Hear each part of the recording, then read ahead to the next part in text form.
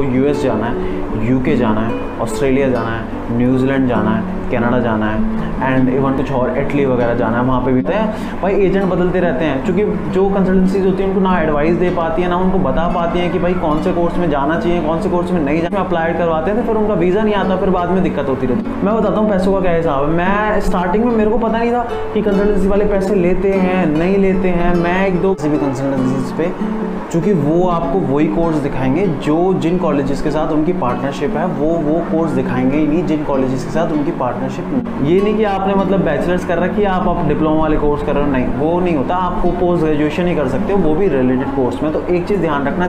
Hello everyone, welcome you all to my YouTube channel. यार आज की वीडियो में आपके लिए मैं एक लेके आया हूँ बड़ा इंपॉर्टेंट, बड़ा बेसिक टॉपिक कि मतलब आपने प्लान कर लिया, आपका सपना है भाई कनाडा में पढ़ना है, भाई कनाडा में जाना है, पीआर लेनी है, पढ़ना है, या किसी अब्रॉड डेस्टिनेशन में, किसी अदर अब्रॉड डेस्टिनेशन में जाना है, वहाँ पढ़ना है। तो करना कैसे है, शुरू कैसे करना है, बेसिक स्टेप्स क्या है। यार जो प्रॉब्लम मैंने देखी है कि ना हमारे घर में ज़्यादातर रिश्तेदारों घरों में ऐसे लोग ज़्यादातर नहीं होते जिनको इतनी नॉलेज होती भी है तो उस स्पेसिफिक कंट्री, उस स्पेसिफिक तरीका, उस स्पेसिफिक एजुकेशन फील्ड में नहीं होती। तो मैं वही बताऊंगा कि आप कैसे उन चीज़ों को हैंडल कर सकते हैं और कैसे बेसिक गलतियों को आप ख़त्म कर सकते हैं। क्योंकि हम कई बार ऐसी कंसल्टेंसीज़ के साथ फंस जाते हैं, कई बार ऐसे कोर्स में फंस जाते हैं जिसमें वीज़ा लगने में बाद में दिक्कत आ जाती है। तो मैं आपको वही सारी चीज़ें बताऊँगा कि जिससे आपकी वो वीज़ा लगने की दिक्कत अवॉइड हो सके, आपकी स्पीड मतलब तेज़ी से चीज़ हो जाए, आपके पैसे बचें। आपको पैसे तो ज़रूरी है ना, बहुत पैसे बचें, आपका टाइम बचे, और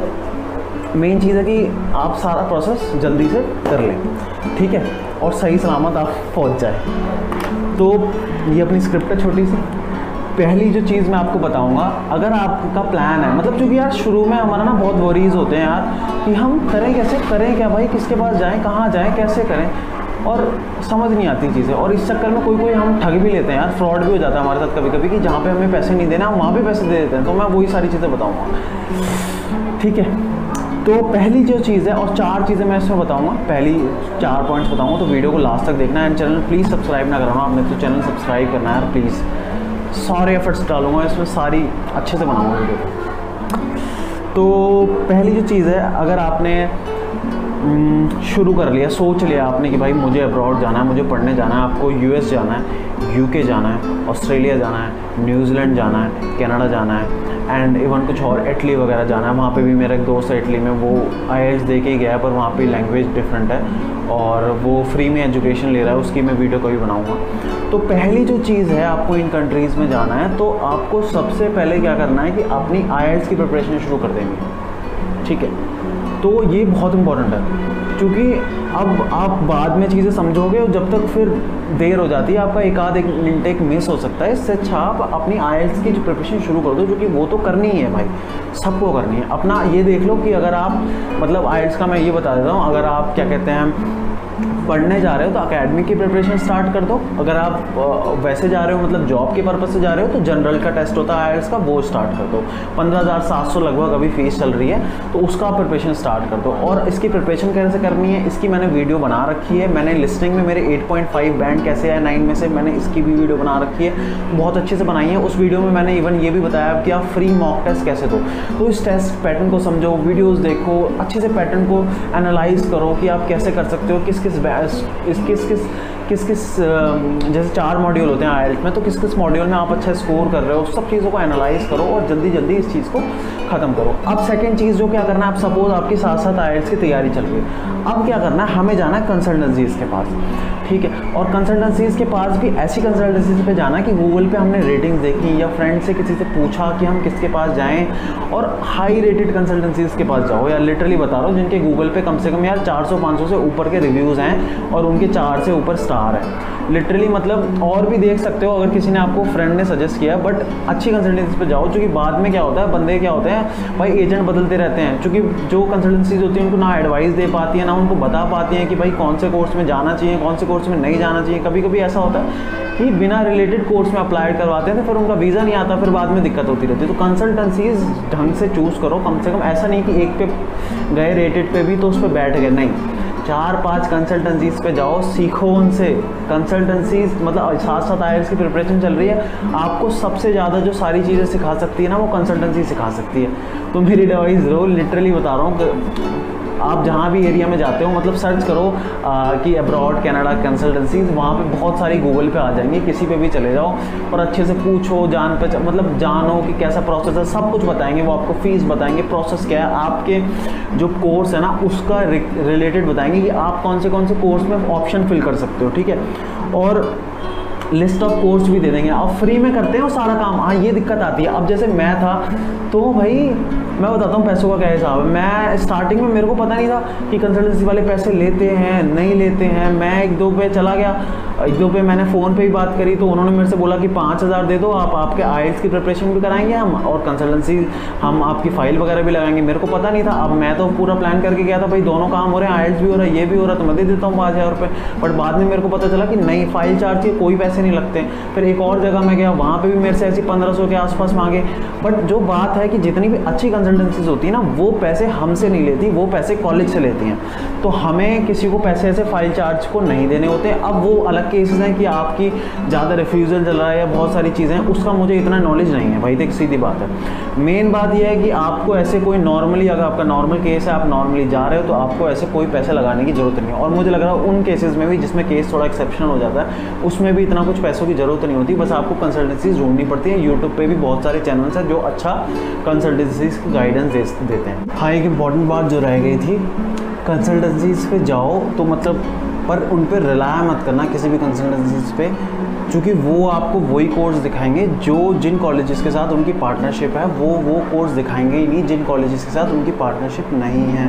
ऐसे बहुत सारे केसेस होते हैं, बच्चों को पता ही नहीं चलता है। बट अब बच्चे उसमें कोर्स भी देख लेते हैं कि भाई ये कोर्स तो ये कॉलेज ऑफ़र करता है, बट आप मुझे कंसल्टेंसी सपोज बोलते हैं, एजेंट से बोलते हैं, बट आप मेरे को ये कोर्स नहीं दिखा रहे, तो एजेंट बोलते हैं कि यार ये हम कॉलेज रिप्रेजेंट नहीं करते तो हम ना इसकी फ़ाइल लगाएंगे ना हम आपका इसका कोई काम नहीं करेंगे, आप अगर करना चाहें तो खुद से कर सकते हैं। तो आप एक चीज़ ये भी कर सकते हैं, इसमें आपको टिप दे रहा हूँ कि ये जो कॉलेजेस की वीडियो बना रहा हूँ मैं, डाटा एनालिटिक्स की या किसी और जो लोग वीडियो बना रहे हैं अच्छी कॉलेजेस की, या मतलब खुद रिसर्च करो, खुद देखो कि कौन से कॉलेज आपकी फील्ड का या आपका वो कोर्स ऑफ़र करते हैं जो आपको करना है। तो उन कॉलेजेस को पहले ही देख लो और उन कंसल्टेंसीज़ के पास जाओ जो वो ये पर्टिकुलर कॉलेजेस को रिप्रेजेंट करती हैं, कोई प्रॉब्लम ही नहीं होगी। ठीक है, जब आपको पता है कि आपको कौन सा कोर्स जाना है, मतलब कोर्स तो आप इतना नॉलेज नहीं ले पाओगे बट एटलीस्ट कोर्स तो यार लेना पड़ेगा आपको। एक बार मतलब बात कर लो कंसल्टेंसी से, वो आपको एक कोर्सेज़ की लिस्ट दे देंगे, उससे आपको एक आइडिया हो जाएगा। फिर उस टाइप के कोर्सेज सर्च करो, अपना एक फील्ड का प्लान बना लो, क्या करना है उससे प्लान बन जाएगा। फिर उनको सर्च करो, उनको सर्च करके पता करो, फिर कॉलेजेस सेलेक्ट करो, फिर कॉलेजेस सेलेक्ट करके उन कंसल्टेंसी के पास जाओ सिंपली, जो वो उन कॉलेज को, जो कंसल्टेंसी उन कॉलेज को या यूनिवर्सिटीज़ को रिप्रेजेंट करती हैं। तो ये बहुत बड़ी इंपॉर्टेंट चीज़ है। ठीक है, अब एक है ना, चूज़ फील्ड करो अपनी, मतलब अपनी फील्ड को अच्छे से आप ना चूज़ करो कि आप कौन से फील्ड में जाना चाहते हो, कि मतलब आप एग्जैक्टली मतलब जैसे आपकी अब यहाँ कंसल्टेंसीज पे जा रहे हो, आप साथ साथ आप आईएलटीएस की प्रिपरेशन भी कर रहे हो। अब साथ साथ क्या करो कि अपना सोचो कि आपको जो मतलब किस कोर्स में जाना है। सपोज आप 12वीं के बाद जा रहे हो, आप ग्रेजुएशन के बाद जा रहे हो, पोस्ट ग्रेजुएशन के बाद जा रहे हो, पीएचडी के बाद जा रहे हो। एक दिमाग में फील्ड बनाओ कि किस में जाना है। कनाडा में डिमांड किस चीज़ की है, किसी और कंट्री में जा रहे हो वहाँ डिमांड किस चीज़ की है, उस रीजन में डिमांड किस चीज़ की है। तो ये सारी चीज़ों को अपने दिमाग में चलते रहो साथ साथ प्रिपरेशन की, क्योंकि इसमें भी कभी कभी बहुत ज़्यादा बच्चों को प्रॉब्लम हो जाती है। ठीक है, तो ये आपको डिसाइड करना पड़ेगा। बाकी कंसल्टेंसीज वाले आपको आपकी रिलेटिव फील्ड के ऑप्शंस दे देंगे, बाकी ये चीज़ आपको डिसाइड करनी पड़ेगी। ठीक है, और हाँ जो फोर्थ पॉइंट है मेरा, एक फिफ्थ में टिप भी दूंगा। फोर्थ पॉइंट ये है कि आप ना इररिलेवेंट कोर्स चेक मत करो। जैसे मेरे केस में क्या था, मैंने बड़ा टाइम वेस्ट करा था लिटरली।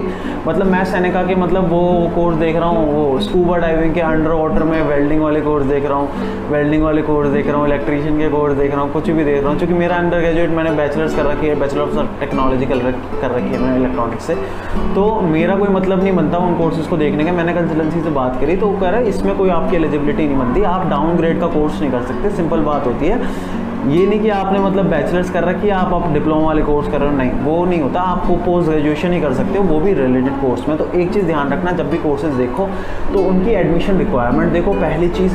दूसरी चीज़ देखो कि वो कोर्स जो है उसमें मैं सेम चीज़ तो नहीं पढ़ूंगा, मतलब बिल्कुल एग्जैक्ट सेम सब्जेक्ट्स तो नहीं है, सब्जेक्ट सेम नहीं है। मतलब थर्ड चीज़ ये है, सब्जेक्ट थोड़े हो तो रिलेटेड फील्ड हो तो अपग्रेडेड सब्जेक्ट हो, कुछ डिफरेंट हो या डिफरेंट ऐसा हो जिसको आप रिलेट कर सकते हो, ना कि सेम सेम चीज़ हो, ना ही डाउनग्रेड करो, और हो तो कुछ डिफरेंट हो या मतलब हल्का सेम हो बट अपग्रेडेड हो, ठीक है। फील्ड सेम हो बट अपग्रेडेड हो, कुछ नया पढ़ रहे हो, ताकि वीज़ा ऑफिसर को लगे।